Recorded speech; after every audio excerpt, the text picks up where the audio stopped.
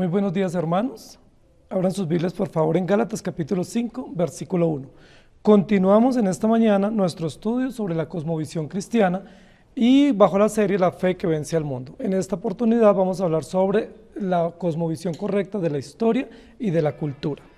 Gálatas 5.1 dice: Estad pues firmes en la libertad con que Cristo nos hizo libres y no estéis otra vez sujetos al yugo de esclavitud. Gálatas capítulo 5, versículo 1 nos hace una llamada de atención sobre la firmeza, sobre la estabilidad y sobre la coherencia en nuestra vida, en nuestra fe y en nuestro obrar diario como creyentes en Cristo Jesús. Y yo quiero que nosotros usemos como título para esta enseñanza: Cristo nos hizo libres. Esa es una verdad absoluta de la palabra, es una verdad aplicada del Evangelio a la vida del creyente, y con muchísima frecuencia nosotros hablamos de la libertad y hablamos de Cristo y del efecto del Evangelio en nosotros, pero quiero que hoy hablemos: Cristo nos hizo libres. Cristo nos hizo libres a través del Evangelio, y básicamente yo quiero trabajar algunas ideas con relación a la historia y la cultura que el humanismo ha puesto en tela de juicio con relación al Evangelio, y otras que el humanismo ha exaltado de manera mayoritaria como si fueran verdades eternas de la humanidad y no fundamentadas en el Evangelio. Una de esas enseñanzas que el humanismo nos ha dado, que tiene que ver con la historia y la cultura, es libertad e igualdad. Libertad e igualdad son verdades o son banderas que levanta el humanismo, especialmente amparado en los derechos fundamentales del hombre. Los derechos humanos son la bandera principal de la sociedad contemporánea para promulgar o promover libertad e igualdad. Y sobre esas premisas yo quiero que nosotros trabajemos. ¿Realmente hizo Dios al hombre libre? ¿Realmente Dios lo hizo para ser autónomo, para vivir en igualdad y para desarrollar la historia y la cultura bajo esas premisas? ¿Quién es el autor de la historia y de la cultura? Nosotros vivimos en una sociedad que promete y promueve la sociedad y la cultura a partir del hombre, que nos dicen: el hombre hace historia sencillamente porque es un ser social, el hombre hace cultura porque es un ser culto. Cuando nosotros leemos en Génesis 1, 26 y 27, y dijo Dios: hagamos al hombre a nuestra imagen y semejanza, y señoree en los peces del mar, y sojuzgue sobre toda la tierra, y señoree y someta toda la creación bajo el mandato y bajo el dominio de Dios. Eso se ha llamado históricamente en la teología reformada como el mandato cultural. Es decir, Dios creó al hombre a su imagen y semejanza para encargarle una labor cultural, una labor de extensión a la comunidad y una labor social. Eso es supremamente importante, porque en ese orden de ideas lo que nosotros estamos entendiendo es que Dios creó al hombre a su imagen y semejanza. Primer lugar. Segundo lugar, que ese hombre creado a imagen y semejanza tiene una tarea de extender o de reflejar la gloria de Dios en la sociedad y la cultura, y que por lo tanto se le dan encargos básicos y principios básicos para que él realice esa tarea social y esa tarea cultural. Esos encargos básicos tienen que ver con señorear, con gobernar, con administrar, con ser mayordomo de lo que Dios le ha entregado bajo su cuidado y bajo su poder. En ese sentido, nosotros podemos entender el mandato cultural.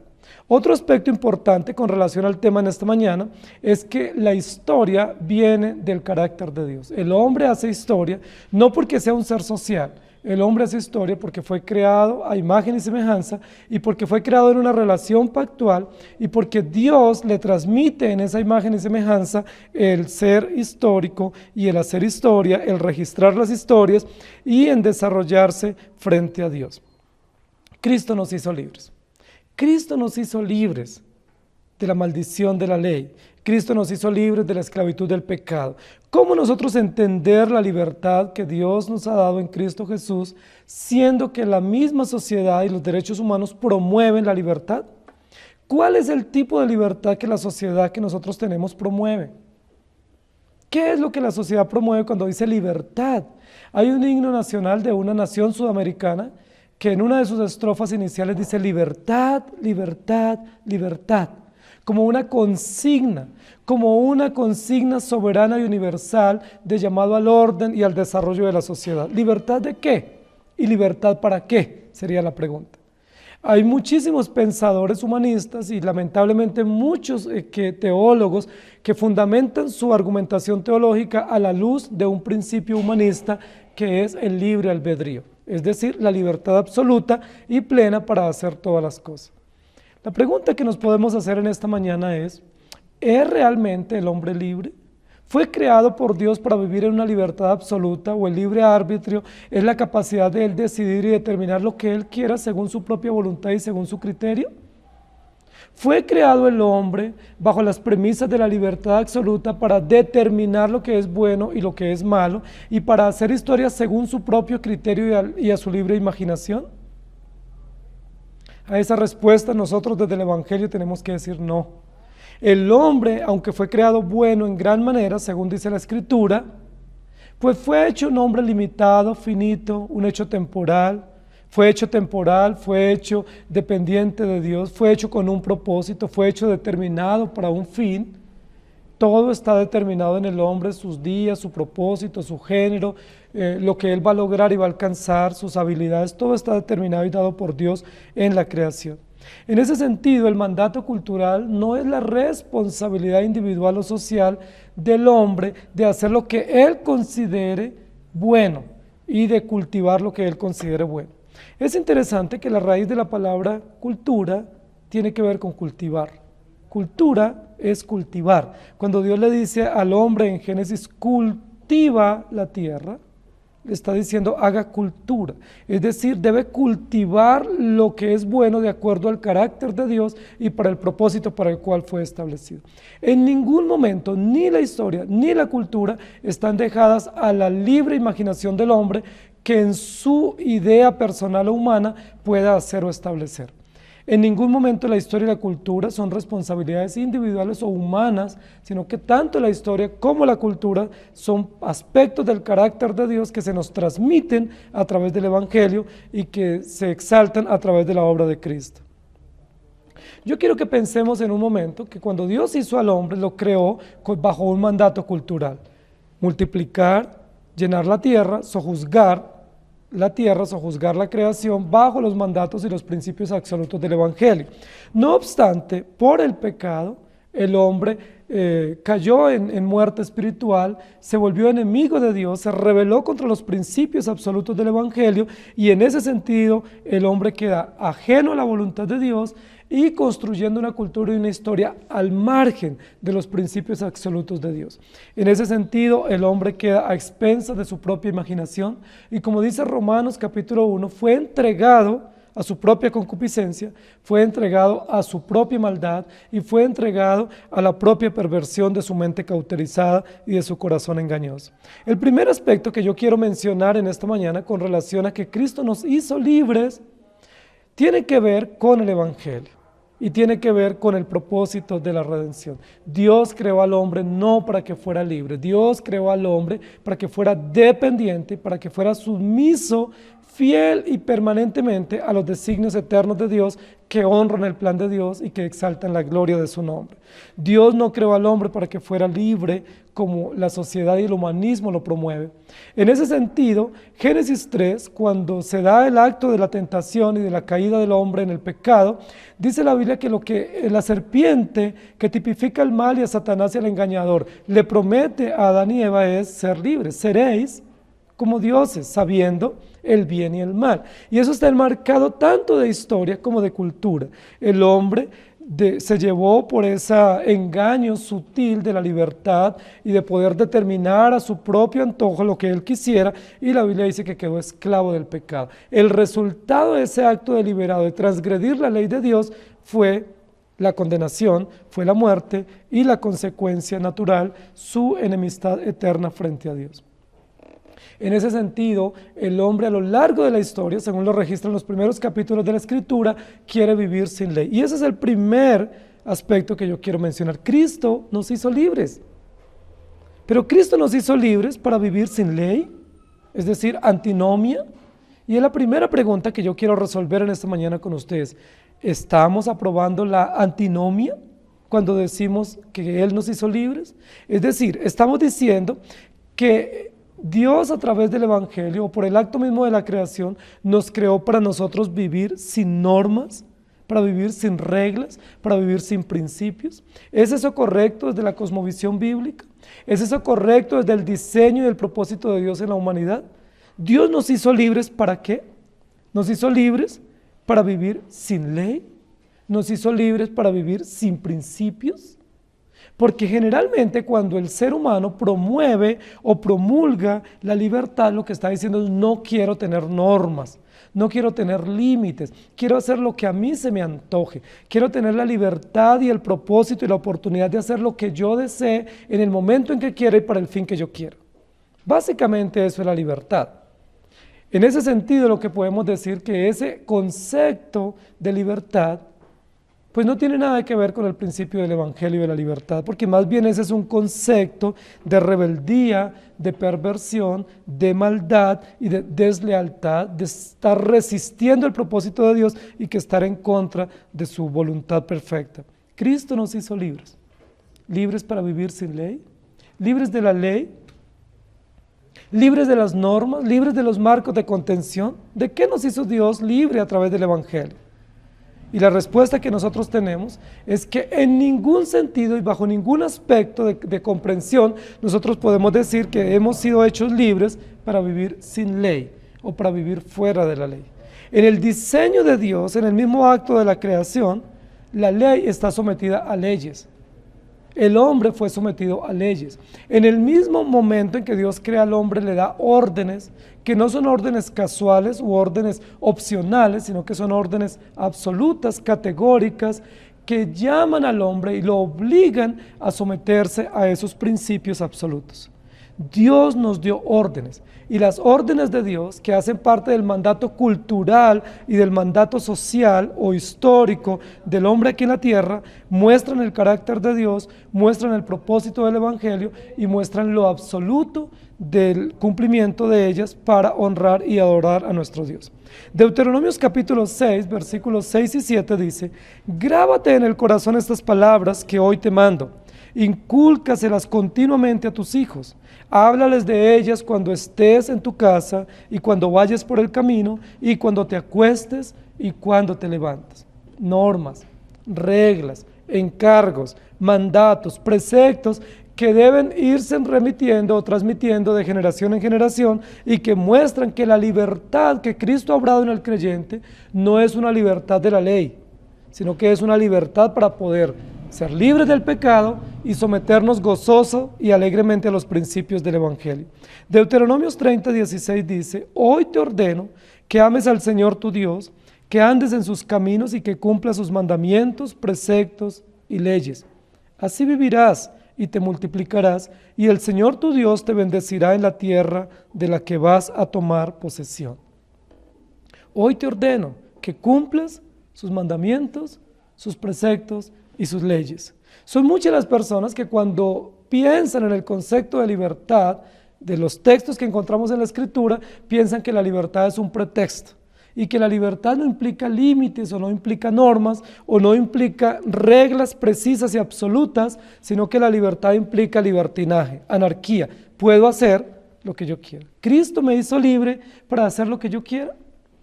Lo que dice la Biblia es que Cristo nos hizo libres de andar en nuestra propia vida sin ley, es decir, nos hizo libres de nuestro antinomianismo, es decir, de nuestra presunción de pretender entender que podemos vivir sin leyes y sin normas y que nos podemos valer por nuestros propios medios. Nos hizo libres para que podamos entender que Él estableció reglas y leyes absolutas y precisas que honran su nombre y que bendicen la vida de la familia y de la sociedad. Romanos 13:8 dice: no tengas deudas pendientes con nadie, a no ser la de amarse unos a otros. De hecho, quien ama al prójimo ha cumplido la ley. No somos antinomio. Decir Cristo nos hizo libres no es un reconocimiento de la antinomia, que sería básicamente la expresión de rebeldía de la sociedad contemporánea, especialmente marcada en los jóvenes. Los jóvenes pretenden tener su mayoría de edad para poder hacer lo que ellos quieran. Es probable que todos nosotros, cuando éramos niños y adolescentes, soñábamos tener nuestra mayoría de edad para hacer lo que quisiéramos. Es decir, salgo de la tutela de mis padres y puedo hacer lo que yo desee, antinomia. Puedo hacer lo que a mí se me ocurra, no quiero tener límites, restricciones, no quiero tener quien me supervise, a quien rendir cuentas. Esa es la condición del hombre sin Cristo. Esa es la condición del hombre que no ha entendido el Evangelio y que no entiende que la libertad que nos trae el Evangelio tanto en el desarrollo de la historia como en el desarrollo de la cultura, implica normas y que esas normas honran a Dios. Gálatas 5, 22 y 23 dice: en cambio, el fruto del Espíritu es amor, alegría, paz, paciencia, amabilidad, bondad, fidelidad, humildad y dominio propio. Contra tales cosas no hay ley. Y luego en el Salmo 103, 17 al 18 dice: pero el amor del Señor es eterno y siempre está con los que le temen. Su justicia está con los hijos de sus hijos, con los que cumplen su pacto y se acuerdan de sus preceptos para ponerlos por obra.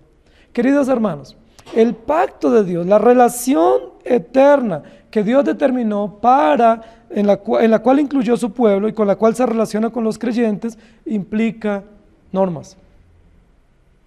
El mandato cultural y el mandato histórico que tiene el hombre y de la cual el hombre es abanderado en esta sociedad para con Dios, se fundamenta esencialmente en las normas de Dios.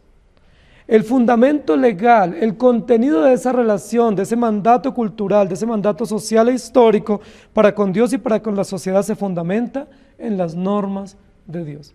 No podemos pretender entender el Evangelio ajeno o alejado de las normas de Dios. Romanos 3:20 dice: por tanto, nadie será justificado en presencia de Dios por hacer las cosas que exige la ley, más bien mediante la ley cobramos conciencia del pecado. Y luego en Josué 1:8, un texto muy conocido, y se recita siempre el libro de la ley y medita en él de día y de noche. Cumple con cuidado todo lo que en él está escrito, así prosperarás y tendrás éxito. Y luego en el Evangelio de San Juan, capítulo 15, versículo 12, dice: y este es mi mandamiento, que se amen los unos a los otros como yo os he amado. ¿Qué tiene que ver todo esto que nosotros estamos diciendo con una cosmovisión de la cultura y de la historia? Dijimos anteriormente que cultura significa cultivar, significa cuidar algo que se nos ha entregado bajo nuestro cuidado. Somos mayordomos de cuidar el encargo que Dios puso en nuestras manos, que tiene que ver con la familia, con la iglesia y con el Estado, pero que básicamente ese encargo tiene que ver con Dios. Debemos rendir cuentas a Dios. ¿Cuál es la tarea? ¿Qué tenemos que cultivar como iglesia y como creyentes? Sería básicamente lo que hablamos de la cultura. ¿Qué es lo cultivable? Lo cultivable tiene que ver con los mandatos de Dios. En primer lugar, el fundamento para lo que debemos cultivar y debemos preservar a lo largo de las generaciones y que honra a Dios, tiene que ver con la ley de Dios. No reconocemos que debemos vivir sin ley. De hecho, el hombre sin ley es enemigo de Dios. El hombre que construye su propio criterio normativo es enemigo de Dios. ¿Qué debemos cultivar como creyentes y como sociedad? Las normas de Dios. Las normas de Dios son principios absolutos de Dios que muestran el carácter de Dios, que muestran el carácter moral, legal, justo de Dios y que nos muestran el parámetro a través del cual vamos a ser medidos frente a Dios. Las normas de Dios tienen que ver con el Evangelio. Cristo nos hizo libres de la maldición del pecado, nos hizo libres de nuestras propias leyes y de nuestros propios criterios normativos en la sociedad y en la cultura. Cristo nos hizo libres de pensar y entender la sociedad a la luz de nuestros propios ojos. Cristo nos hizo libres de entender y pensar que podemos por nuestros propios actos deliberados generar o producir aspectos cultivables en la sociedad o en la familia. Nos hizo libres de todo ello para que entendamos que lo cultivable tiene que ver con las normas de Dios. No somos antinomia. El antinomiano es enemigo de Dios. Es el que dice: no me sirven tus normas. Me ponen un umbral supremamente alto. Me ponen un criterio normativo moral que no quiero, no acepto y no reconozco. Y yo voy a tener mis propias normas. De hecho, las sociedades contemporáneas cada vez bajan el nivel de las normas en aspectos morales y en aspectos de exigencia. Cada vez las normas que se aprueban en nuestros gobiernos tienen menos contenido moral y menos contenido trascendente. ¿Cuál es la razón? No tiene nada que ver con modernidad, no tiene que ver nada con desarrollo cultivable de una sociedad contemporánea y madura y firme. Tiene que ver con que cada vez nuestras sociedades se alejan de Dios, se alejan del plan de la redención y se alejan de los principios normativos absolutos que honran y exaltan el carácter de Cristo. Gálatas 6:2 dice, ayúdense unos a otros a llevar sus cargas y así cumplirán la ley de Cristo. Deuteronomios 28:1 dice, si realmente escuchas al Señor tu Dios y cumples fielmente todos estos estatutos que hoy te ordeno, el Señor tu Dios te pondrá por encima de todas las naciones de la tierra. Queridos hermanos, el tema de la cultura y el tema de la historia es un tema llamativo para nosotros como seres humanos. Todos nosotros vivimos enraizados en historias personales, en historias nacionales y familiares. Todos nosotros estamos enraizados en una cultura que no elegimos tener y en la cual no elegimos nacer. Sin embargo, cuando nosotros entendemos el Evangelio, que se nos revela por gracia a través de Jesucristo, entendemos que el Evangelio no abraza las culturas. Entendemos que el Evangelio no es multicultural como algunos han dicho, que el Evangelio no es pluricultural como muchos han dicho, ni siquiera el Evangelio es contracultura, el Evangelio es supracultural. Es decir, el Evangelio está por encima de cualquier idea, de cualquier cosmovisión, de cualquier noción de la historia y de la cultura. Es decir, el Evangelio no alimenta patrones de cultura y de historia a la luz de otros patrones que tenemos.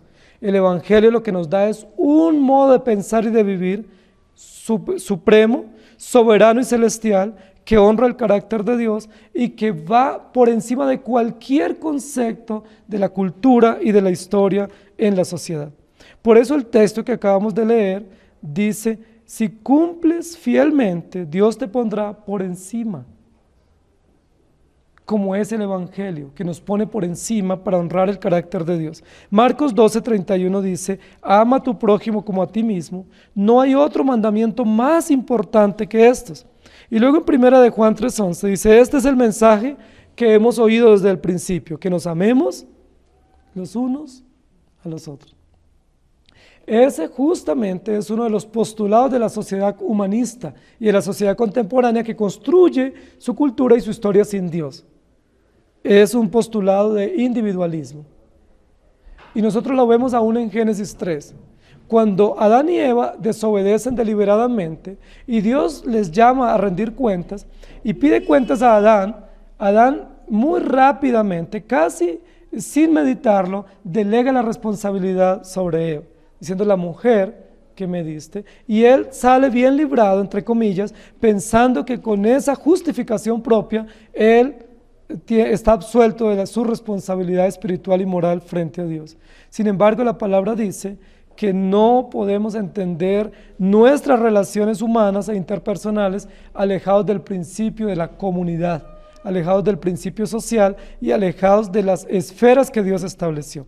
Segunda de Corintios 6:14 dice, no os unáis en yugo desigual con los incrédulos, porque ¿qué comunión tienen la justicia y la maldad? ¿O qué comunión puede tener la luz con la oscuridad? Y luego en Salmo 119:30 dice, he optado por el camino de la fidelidad, he escogido mis juicios. Cristo nos hizo libres. Cristo nos hizo libres para poder entender y vivir el Evangelio. Cristo nos hizo libres para nosotros ser libres de la antinomia. En segundo lugar, quiero que entendamos el otro principio que tiene que ver con el relativismo. Cristo nos hizo libres del relativismo. El segundo aspecto que yo quiero que nosotros miremos en esta mañana tiene que ver con una idea generalizada en la sociedad, y es, no tenemos principios absolutos, no tenemos normas absolutas.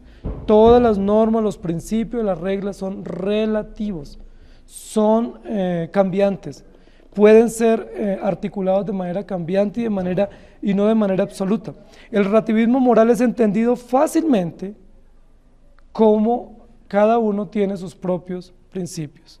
No hay principios absolutos, no tenemos principios universales, no tenemos principios generales, no hay nada que nos rija que sea universal y que sea inamovible y que sea permanente. No hay nada que nos rija que permanezca y que continúe a lo largo de los tiempos, a lo largo de las generaciones. Cada sociedad es cambiante, cada sociedad se acomoda a las diferentes circunstancias, a los diferentes movimientos y oportunidades e interpretaciones de la vida y de la moral y de la sociedad.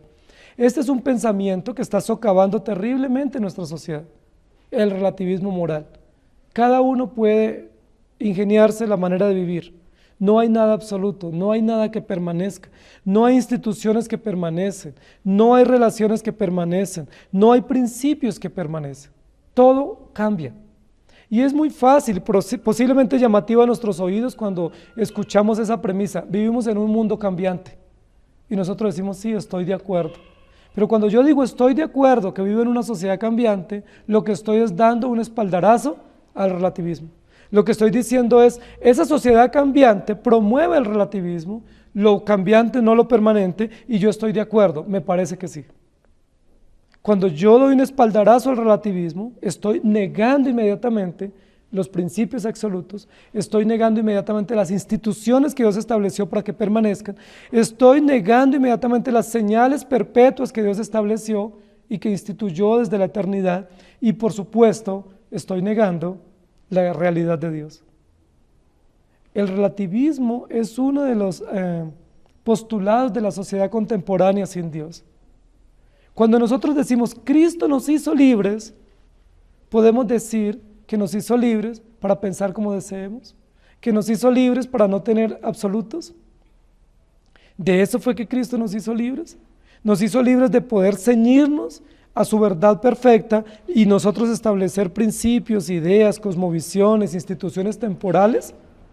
Con muchísima tristeza vemos que la mayoría de las instituciones que a lo largo de la historia han honrado el carácter de Dios, la sociedad la socava permanentemente, con leyes inmorales, con leyes cambiantes, con leyes que van en contra del principio de Dios, donde prima la individualidad, donde priman los intereses y los derechos individuales sobre los intereses colectivos, y mucho más que eso, donde prima el interés individual y no la gloria de Dios. ¿Cristo nos hizo libres para el relativismo? ¿Nos hemos quedado en el siglo XXI sin principios absolutos? Tenemos una sociedad tan cambiante que podemos interpretar a nuestro propio juicio la Escritura y aplicarla y contextualizarla de acuerdo a nuestros propios intereses culturales. Muchísimas personas hoy en día en su estudio bíblico se ven abocados a ese nuevo modelo de interpretación extrabíblica, que interpreten la Biblia y hay un postulado que ellos usan y es la contextualización. Es decir, leamos el texto bíblico, interpretémoslo y contextualicémoslo. Pero casi siempre, cuando ellos están diciendo contextualicémoslo, es entendámoslo a la luz de nuestra realidad cultural, entendámoslo a la luz de nuestra realidad social y no lo entendamos a la luz de lo absoluto de Dios en la transmisión de esta norma. Ese es un grave problema que enfrenta nuestra iglesia contemporánea. Tiene que ver básicamente con el liberalismo. La teología liberal es la teología que aplica la Escritura a la luz de sus propias necesidades, que interpreta y contextualiza el texto bíblico a la luz de su propia cosmovisión cultural y cosmovisión histórica. Es la cosmovisión que toma el texto bíblico para aprobar o validar lo que a ellos les interesa. Y yo voy a ponerles solamente un ejemplo de ese relativismo que probablemente está socavando también nuestra comprensión de la Escritura y de nuestra adoración a Dios. Y ese aspecto que yo quiero mencionar es un aspecto que hemos hecho énfasis una y otra vez porque la Escritura lo enfatiza y tiene que ver con el Día del Señor. En ese tema de la cosmovisión contemporánea, es decir, de la contextualización, muchos dicen, bueno, el Día del Señor fue dado para los judíos. Los judíos tenían el encargo de guardar el Día del Señor con exigencia y con precisión, porque los judíos eran una sociedad patriarcal, por no decir antigua, ¿sí? Era una sociedad agrícola, no era una sociedad desarrollada tecnológicamente y una ciudad concentrada en grandes centros urbanos, sino que era una sociedad pues muy familiar, muy doméstica, muy agrícola, muy antigua. Entonces a ellos se les demandaba trabajar 6 días y descansar un día. Pero nosotros vivimos en el siglo XXI, una sociedad convulsionada, una sociedad llena de oportunidades. Algunos de nosotros vivimos en grandes centros urbanos. En ese sentido, con ese llamado de los grandes centros urbanos y toda la exigencia laboral y de movimiento y de desplazamiento, pues no se nos debe a nosotros pedir que guardemos el Día del Señor.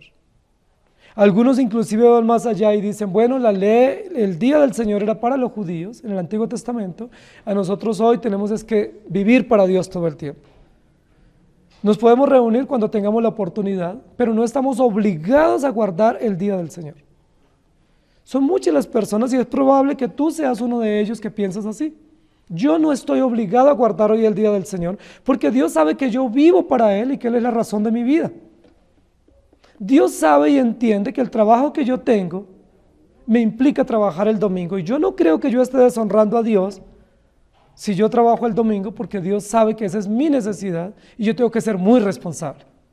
La pregunta es, así como yo demando responsabilidad o me justifico diciendo que soy responsable en mi trabajo para cuidar a mi familia, luego tú no tienes un deber también de responsabilidad moral básico para con Dios.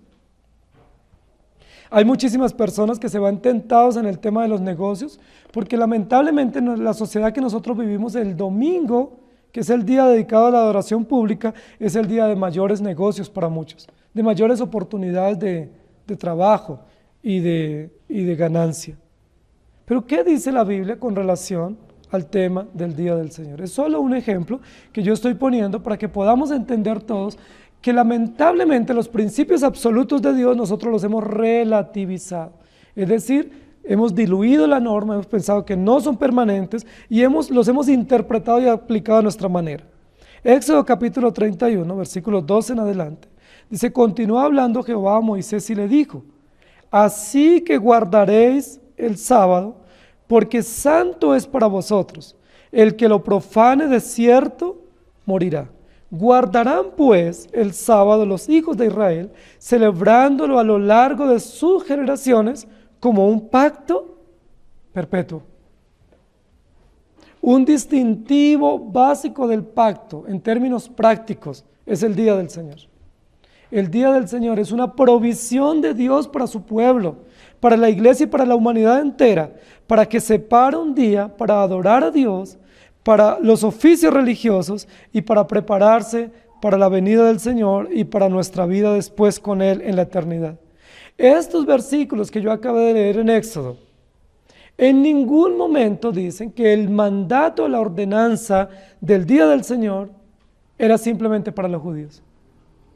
Y que ahora en el siglo XXI, las iglesias de otros lugares pudiésemos interpretar o aplicar esta enseñanza de manera diferente.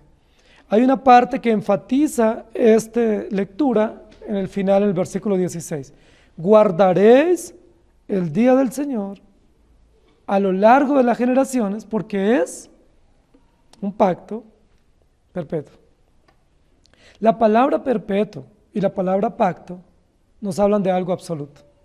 Nos hablan del carácter absoluto de Dios en el establecimiento de esta norma, que la puso Dios primero para honrar su nombre, para su propia gloria, pero también como una provisión de bendición para nosotros. No podemos ver el día del Señor como algo adverso a mi economía, o como algo contrario a mi descanso y a mi dedicación para la familia. Tengo que ver el día del Señor como parte de una provisión hermosa, cariñosa y fiel de Dios para mi gratitud y mi deleite en Él, y también para mi descanso y preparación para la vida venidera. El día del Señor es un pacto perpetuo. Pero estoy seguro que muchos hoy, en lugar de ir a las iglesias a adorar al Señor, están ocupados de sus propias actividades. Están ocupados de sus propios negocios y de sus propias economías. Y muchos con excelentes justificaciones. Muchos diciendo es que tengo deudas, es que me llegó esta oportunidad, es que Dios sabe que es el día donde voy a ganar, es que Dios sabe cómo yo necesito esto.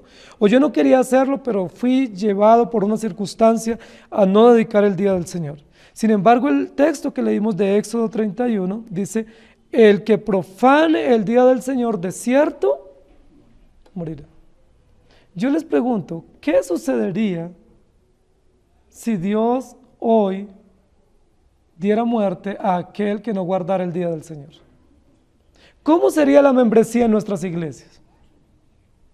Si por el acto deliberado, irresponsable, pecaminoso de yo quedarme en mi casa descansando, o de irme para el centro comercial, o de irme de paseo, o de visita, o de irme a trabajar, lo cual sería más loable, acarreara la muerte física inmediata, fulminante. Dice, el que profane el día del Señor, muera.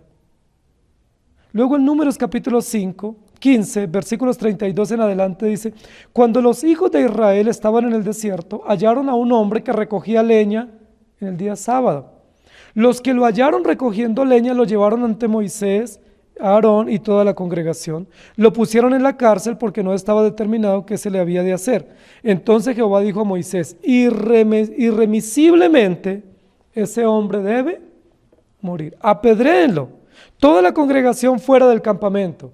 Y la congregación lo sacó fuera del campamento y lo apedrearon hasta que murió, como Jehová Dios lo había mandado a Moisés. Esas enseñanzas, esos ejemplos de juicio muestran lo absoluto del mandato. Muestran lo absoluto de este encargo de adoración para nuestro Dios. Muestran lo terrible que es desobedecer o deshonrar las normas de Dios, los principios absolutos de Dios, pretendiendo tener otras normas, otras justificaciones que nosotros consideramos más válidas. Queridos hermanos, Cristo nos hizo libres. Pero la libertad que Cristo logró para su iglesia, por gracia, implica principios absolutos. La libertad que Cristo logró en la cruz y que ofrece para nosotros como creyentes por su infinita bondad, implica ceñirnos a sus normas absolutas, no al relativismo, no a la interpretación acomodada y justificada para nuestro propio beneficio de las normas de Dios. Pastor, Dios sabe que yo el domingo no puedo ir, pero yo los estoy pensando todo el día. Pastor, Dios sabe cuánto anhelo yo ir al servicio, pero es que si yo renuncio a este trabajo, que me implica el día del Señor, mi familia pasa necesidades. Pastor, le quiero contar una bendición, me van a aumentar el salario y yo voy a diezmar fielmente, solo que me implica trabajar el día del Señor. Pero pastor, no se preocupe, dígame cómo le hago llegar el diezmo. Todas esas justificaciones que para nosotros pudiesen ser válidas, son válidas para con Dios. Tiene que ver con una cosmovisión relativista de la cultura y de la sociedad. Tiene que ver con la interpretación de que si está en juego mi beneficio personal o mi estabilidad familiar, debo velar primero por ella antes que rendirme a principios absolutos. Si está en juego mi economía, mis deudas, mis hijos y la comida de ellos, primero está ese interés y luego reunirme a adorar a mi Señor. Yo les pregunto, queridos hermanos, luego la palabra de Dios, cuando estableció estas normas, ¿no estaban enmarcadas dentro de la provisión generosa de Dios para suplir para nuestras familias? Cuando Dios estableció que 6 días debemos trabajar y dediquemos un día para Él, luego Dios nos sabe en su fidelidad y en su omnisciencia que en esos 6 días Él nos da lo necesario y aún nos sobreabunda más allá para que tengamos para compartir con el necesitado. Cuando yo justifico mi no asistencia o mi ir a trabajar o a estudiar en el día del Señor, lo que estoy diciendo es que yo soy un hombre rebelde, que no he entendido el Evangelio, que yo tengo mis propias interpretaciones y que tienen que ser entendidas y comprendidas porque vivimos en la sociedad de los derechos humanos. Y yo tengo el derecho de velar por mi familia. Y como derecho, aún si no puedo velar por la iglesia, Dios sabe que estoy velando muy bien por mi familia. Una sociedad, una cultura, un desarrollo histórico que se aleja cada vez más de los principios de Dios, relativista, que interpreta cada vez los principios a su manera. El día del Señor, dice la Biblia, fue establecido a causa del hombre y no el hombre a causa del día de reposo. El día del Señor fue establecido como un acto de adoración sublime, obligatorio. Queridos hermanos, ustedes nunca, bajo ninguna circunstancia, según lo dice la Escritura, deben faltar el día del Señor en la iglesia. No hay ninguna justificación de ninguna índole. No porque lo exija la iglesia, no porque llamen a lista en la iglesia, sencillamente porque es una orden, es un principio absoluto. Es un tiempo de dedicación absoluto para nuestra adoración a Dios. Cristo nos hizo libres, pero no para interpretar la palabra a nuestra manera. Cristo nos hizo libres para vivir en el absoluto que es Dios. Nos hizo libres para vivir en los principios eternos del Evangelio, gozarnos y ver la suficiencia y la fidelidad que hay en esos principios. Cristo nos hizo libres, no del poder de la ley, sino del poder de nuestras propias leyes, que son autónomas en contra de Dios. Recordemos que autonomía lo que significa es mi propia ley. Yo pongo mi propia norma. Y en tercer aspecto, quiero que hablemos del concepto de igualdad. Los derechos humanos universales promueven la igualdad. Y vivimos en una sociedad que cada vez está más volcada hacia la igualdad. Igualdad de género, igualdad de oportunidades, equidad social, equidad política. De hecho, uno de los principales postulados hoy de los movimientos políticos contemporáneos en los países democráticos tiene que ver con la equidad, tiene que ver con la justicia social, tiene que ver con la igualdad de oportunidades, con la igualdad de género. Queridos hermanos, todos esos postulados suenan muy interesantes. Cuando escuchamos los discursos de los políticos, nos llama muchísimo la atención cómo estos políticos que pretenden gobernarnos tienen un discurso de equidad, de justicia social y de igualdad. ¿No nos llama la atención ese discurso? Claro, y uno dice, qué bueno, este gobernante promueve la igualdad, estoy de acuerdo con él. Este gobernante promueve la equidad, ¿sí? Promueve que la brecha entre ricos y pobres sea cada vez menos. Promueve que entre los intelectuales y los analfabetas cada vez la brecha se disminuya. Y de igual manera otro tipo de brecha, ¿cierto? A nivel de género y a nivel de principios morales. Yo les pregunto, ¿es eso un principio evangélico, la igualdad? La igualdad económica, la equidad social, la equidad de género, ¿es un principio del evangelio? Ahí ustedes pueden encontrar textos de la Biblia donde diga que todos debemos tener las mismas oportunidades, que debemos promover la equidad de oportunidades en la sociedad en la que vivimos, porque la cultura lo promueve. Y la historia está llena de momentos donde algunas naciones han promovido este tipo de libertad o de igualdad de oportunidades, pero no han sido buenos ejemplos para la historia y para la cultura. Nosotros estamos abocados a una sociedad en nuestros países que promueve la igualdad. Y yo casi estoy seguro que si a muchos nos preguntan, ¿usted está de acuerdo en que haya igualdad en nuestra nación? Nosotros asentimos afirmativamente. Yo estoy de acuerdo que haya igualdad, claro que sí, necesitamos que haya igualdad. La igualdad tiene que ver con la justicia social, la igualdad tiene que ver con que todos tengamos las oportunidades del mismo modo. De hecho, hay un dicho común muy popular que dice o todos en la cama o todos en el suelo. Ese es un principio de cosmovisión igualitaria, ese es un principio de cosmovisión de justicia social y de equidad. Yo les pregunto, ¿hay textos bíblicos que respalden esta cosmovisión? ¿Hay principios absolutos del Evangelio que promuevan la igualdad? Es probable que alguien esté pensando en un texto del apóstol Pablo que dice, ya no hay hombre ni mujer, esclavo ni libre, judío ni gentil. Es muy probable que alguien diga, ya tengo el texto para afirmar una cosmovisión de igualdad de oportunidades y de igualdad de género. Ese texto lamentablemente está siendo usado por teólogos liberales que promueven este tipo de perversiones, diciendo, ahí está el texto. Para Dios no importa si es hombre o es mujer, si es rico o pobre. Para Dios lo que importa es el amor. Para Dios lo que importa es que nos cuidemos y tengamos fraternidad y nos amemos y deseemos servir a Dios. Y yo tengo ese deseo, no importa lo que sienta, lo que quiera. Queridos hermanos, ese texto no promueve la igualdad ni de oportunidades, ni la justicia social y mucho menos la equidad de género.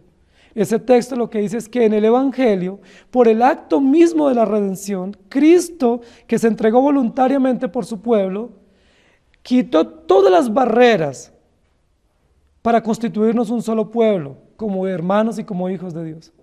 Que Él quitó las barreras, pero no habla de equidad y de justicia. Habla de las barreras pecaminosas que nos impedían encontrarnos el pobre y el rico, el hombre y la mujer, el esclavo y el libre, y adorar juntos a Dios en un mismo lugar. Cristo eliminó esas barreras porque el Evangelio lo que hace es derribar las barreras intermedias. La Biblia desde el principio, en Génesis capítulo 1 dice, entonces dijo Dios, mandato cultural, hagamos al hombre. Y creó Dios al hombre, varón y hembra, los creó. Si entendemos lo que hemos dicho anteriormente, que los principios de Dios son absolutos y que las instituciones de Dios son permanentes, pudiéramos en algún momento de la historia y de la cultura pretender cambiar este principio y decir que ahora podemos promover la libertad de género. Cuando desde el comienzo Dios dice, varón y hembra los creó. Luego en Colosenses, en Efesios 5:22, dice, las casadas estén sujetas a sus propios maridos como al Señor. ¿Habla la Biblia de igualdad en la familia?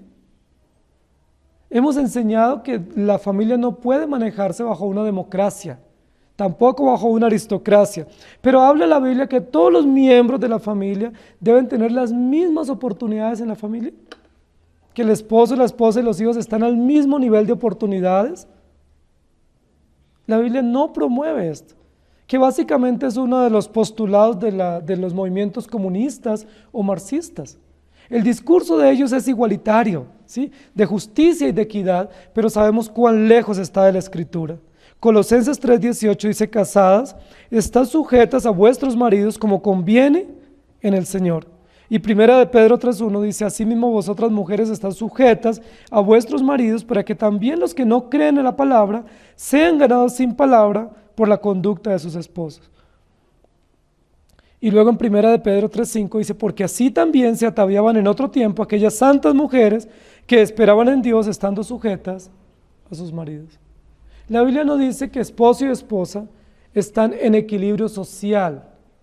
Eso es lo que pretende la sociedad contemporánea. Y los movimientos feministas y los movimientos machistas lo que pretenden es que haya un equilibrio social entre hombre y mujer, que haya equidad en los roles, que haya equidad en los accesos al empleo, que haya equidad en los salarios entre hombre y mujer, que haya equidad en todas las labores del hogar y las labores en la sociedad.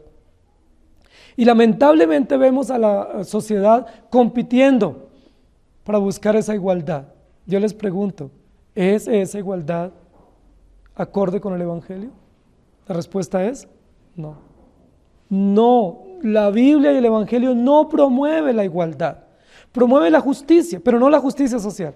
Promueve la justicia que viene de Dios. Promueve la justicia no política y no humanitaria. Promueve la justicia del reino de los cielos. Si la iglesia es abanderada de la justicia social, nos alejamos del Evangelio y pudiéramos convertirnos en una excelente ONG. Pudiéramos convertirnos en Naciones Unidas, que promueve la justicia y la ayuda social y el respaldo a las personas en calamidad. Pero no esa es la razón de ser de la iglesia.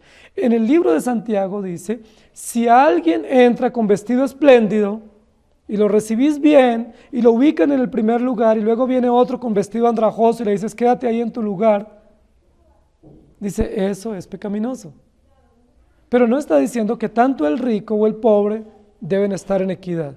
Lo que está diciendo es tanto el rico como el pobre tienen la oportunidad por la gracia de Dios de entender el Evangelio, les debemos compartir el mensaje a ellos y si el rico y el pobre entienden el Evangelio, deben amarse a pesar de la distinción económica, a pesar de la diferencia de clases, a pesar de la diferencia de género, a pesar de la diferencia intelectual, debemos amarnos unos a otros porque ese es un mandato universal. La Declaración Universal de los Derechos Humanos promueve la igualdad, pero el Evangelio no promueve la igualdad. El Evangelio promueve el amor que viene de Dios. Hombre y mujer nunca podrán ser iguales, ni en roles, ni en llamado, ni en propósito para con Dios. Hombre y mujeres son distintos, anatómicamente, en sus funciones, ¿sí? en su forma de ver la vida, son distintos, son diferentes. ¿Qué es lo que Dios promueve entre hombre y mujer? El amor que supera las barreras de la diferencia en el pensamiento y en el entendimiento de la vida. Nunca la Biblia promueve la igualdad. No caigamos en ese error sutil del humanismo, de pensar que la igualdad honra a Dios. Es que todos tenemos que estar al mismo nivel. Inclusive muchos piensan que por nosotros tener este tipo de gobierno de ancianos, que todos absolutamente en la iglesia tenemos el mismo nivel. La Biblia no dice eso. La Biblia dice que todos estamos en el mismo Padre, con una común fe, con un encargo de adorar a Dios, pero que Dios llamó o distinguió dentro de la congregación personas que ejerzan el gobierno. Y luego dentro de ese gobierno que es colegiado entre ancianos gobernantes y ancianos docentes, dice la Biblia que los ancianos docentes, llamados por Dios y capacitados y puestos por Dios, son dignos de doble honor. Es decir, tampoco hay igualdad en el tema de la distinción entre miembros y gobierno de la iglesia, ni entre el mismo gobierno de la iglesia. Hay una distinción. Dios distingue al anciano gobernante del anciano docente. ¿Por qué? Por causa del llamado, por causa del encargo, por causa de la dedicación total al cual él es llamado y por lo cual debe vivir para la gloria de Dios. Dios nunca promueve la igualdad. De hecho, Jesús dijo, cuando Judas hizo una interpretación socialista, un poco comunista, en beneficencia del pobre, cuando este perfume es roto, y él dice, ¡qué desperdicio! Todo este dinero se hubiera podido usar para alimentar a los pobres. Cualquiera de nosotros hubiéramos dicho, ¡qué diácono tan excelente! ¡Qué hombre tan justo a nivel social! ¿Cómo le interesa la necesidad y le duele el dolor ajeno para ayudarlo? Y nosotros lo hubiéramos honrado. Pero Dios dice, a los pobres siempre los tendréis con vosotros, pero a mí no siempre me tendréis. Hablando de que no, Dios no promueve la igualdad. Dios no promueve que haya justicia social. Dios promueve el evangelio y los valores del reino no están centrados en los beneficios ni en el desarrollo de la sociedad. Los valores del reino están centrados en el rey del reino, que es nuestro Dios. Los valores del reino no están cifrados en o interpretados o aplicados a la luz de nuestro interés económico o de nuestro beneficio social, sino a la luz del carácter de Dios.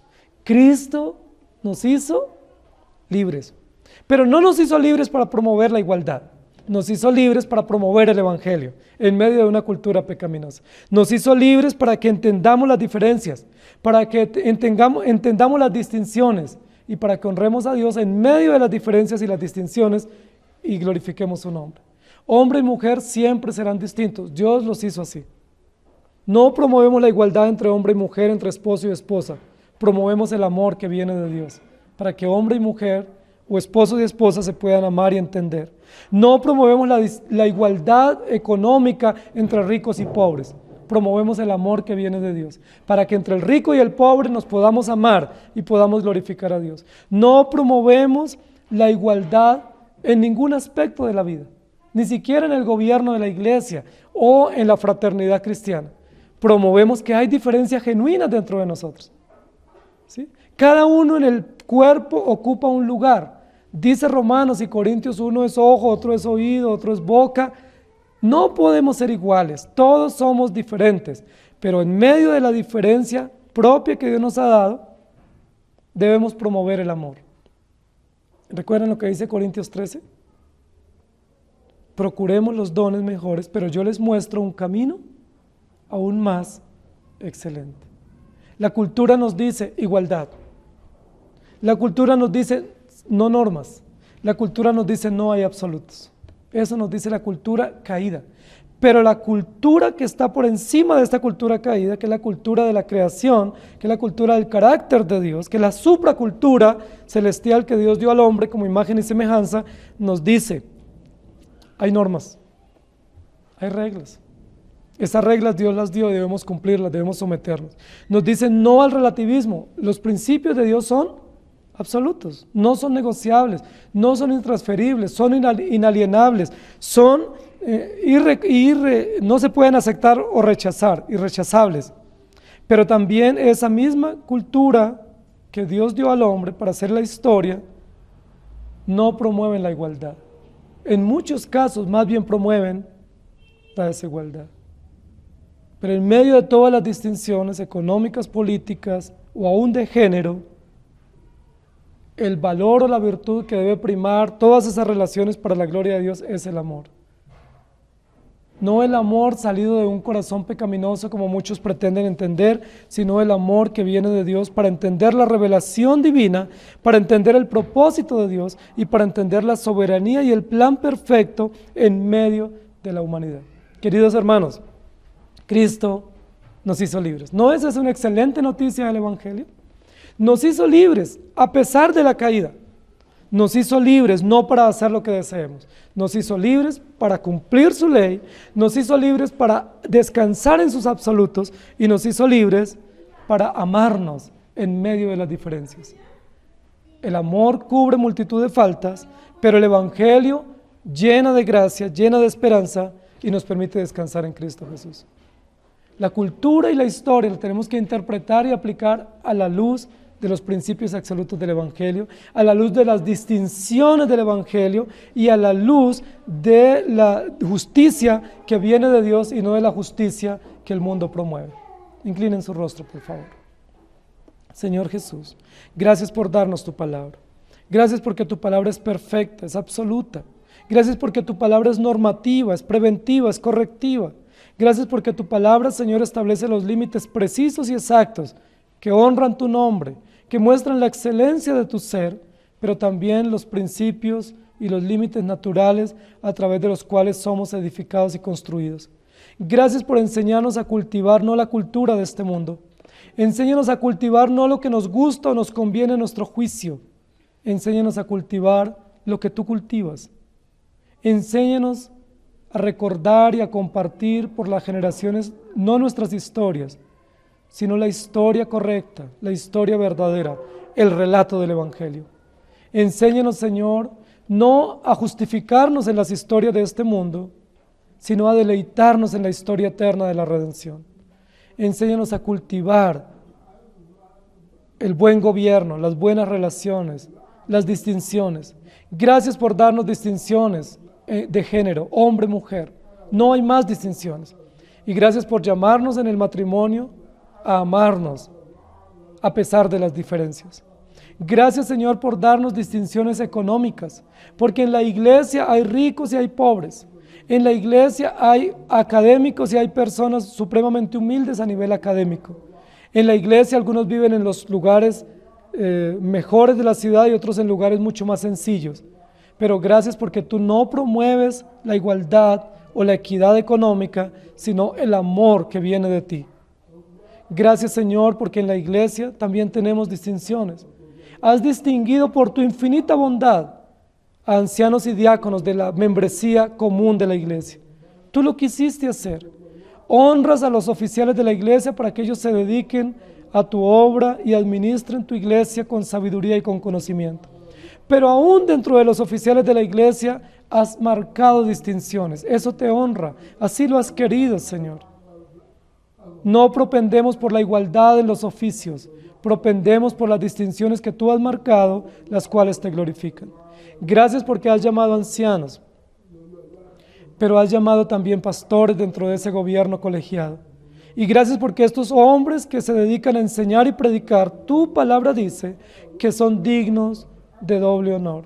No es que tengan más dignidad, no es que ejerzan mayor autoridad que los otros ancianos, sencillamente por su dedicación, por su encargo, tú los honras con un doble honor.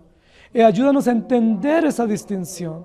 Ayúdanos, Señor, a amar esa distinción y a promoverla en nuestras congregaciones y a dar esa honra de vida a quienes corresponde, porque eso hace parte de nuestro mandato cultural en las tres esferas, la familia, la iglesia y el Estado.